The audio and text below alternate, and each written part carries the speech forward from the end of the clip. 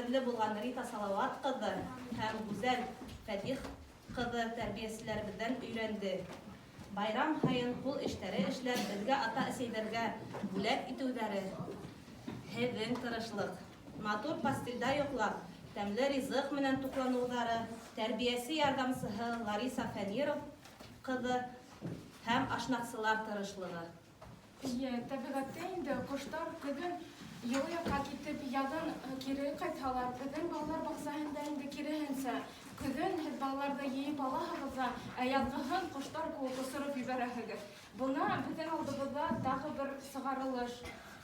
Ҡоштар, ҡоштар, ҡоштар, ҡоштар, ҡалдырмағыҙ мине, күптән таныш миңә һеҙҙең тауыш, тип балалар баҡсаһының стеналары көйләр кеүек. Балалар, һеҙҙең алдығыҙҙа оҙон, матур, киң тормош юлы ята. Мәктәп тип атала ул белем усағы. Барыр юлығыҙ таҡыр, матур, оҙон булһын. Тәрбиәселәргә беҙҙең рәхмәтебеҙ сикһеҙ.